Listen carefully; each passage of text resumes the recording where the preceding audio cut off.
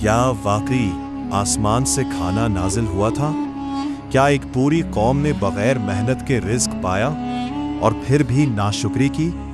ये सिर्फ एक कहानी नहीं, बल्कि ईमान को झंझोड़ देने वाला सच है। आखिर तक जरूर सुने, क्योंकि इसका अंजाम हर इंसान के लिए एक बड़ा सबक रखता है। हजरत मूसा अलैहिस्सलाम जब बनी इसराइल को फिरौन के जुल्म से निजात दिलाकर मिस्र से निकाल लाए तो बज़ाहिर आज़ादी तो मिल गई, लेकिन असल आजमाइश अब शुरू हुई। वो एक वसी और सुनसान सहरा में पहुंच चुके थे, जहां ना कोई खेती थी, ना पानी के वसाइल और ना ही खुराक का कोई इंतजाम। चंद ही दिन गुजरे थे कि बनी इसराइल परेशान होने लगे। भूख और प्यास ने उन्हें बेचैन कर दिया। वो बार बार हजरत मूसा अलैहिस्सलाम के पास आते और शिकायत करते, हम इस सख्त जिंदगी को बर्दाश्त नहीं कर सकते, हमें खाने पीने का बंदोबस्त चाहिए। हजरत मूसा अलैहिस्सलाम ने अल्लाह ताला से दुआ की और तब अल्लाह ताला ने अपनी खास रहमत का नुज़ूल फरमाया। मन और सलवा का मौजज़ा। अल्लाह ताला ने बनी इसराइल के लिए आसमान से दो खास नेमतें नाजिल की। मन्ना, ये एक मीठी और नरम ग़ज़ा थी, जैसे शहद या हलवा, जो सुबह के वक्त ज़मीन पर शबनम की तरह गिरती थी। लोग इसे आसानी से जमा कर लेते और खाते। सिलवा, ये एक छोटा परिंदा था, बटेर जैसा, जिसका गोश्त निहायत लजीज और ताकत बख्श था। ये परिंदे खुद उनके करीब आ जाते, जिससे शिकार भी आसान हो जाता। हर रोज ये रिस्क बगैर किसी मेहनत के उनके पास आता रहा। ना कोई खेती बाड़ी, ना कोई मशक्कत, सिर्फ अल्लाह की रहमत। अब अल्लाह का हुक्म और आजमाइश।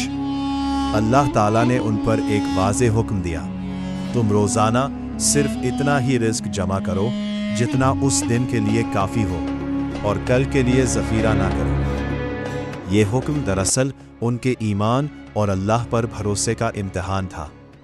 इब्तिदा में सब ने उस हुक्म पर अमल किया, मगर कुछ लोगों ने दिल में शक पैदा किया। उन्होंने सोचा, अगर कल रिस्क ना आया तो क्या होगा? चुनाचे उन्होंने छुपकर मन्नो सिलवा को ज़ख़ीरा करना शुरू कर दिया।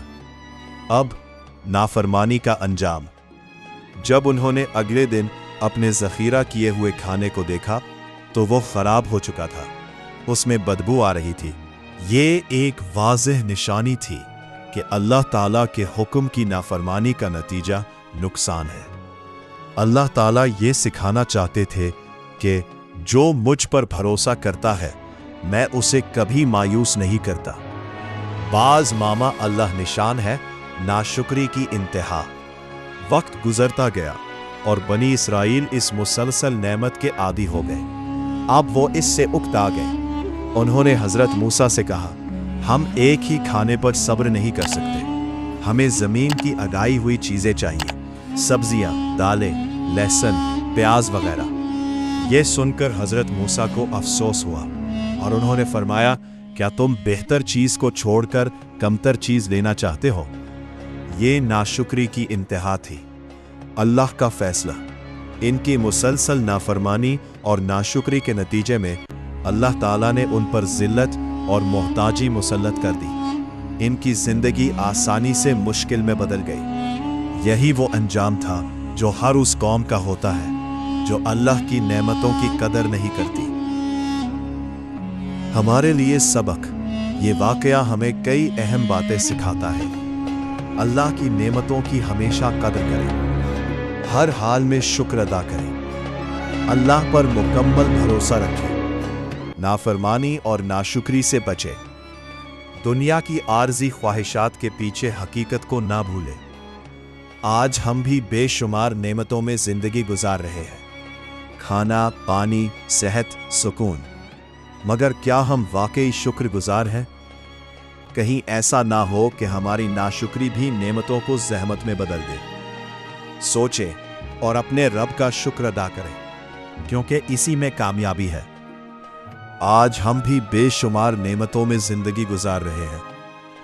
अगर आपको ये ईमान अफरोज वाकया पसंद आया اور مزید ایسی ویڈیوز کے لیے حافظ جی اکیڈمی کو سبسکرائب کرنا نہ بھولیں۔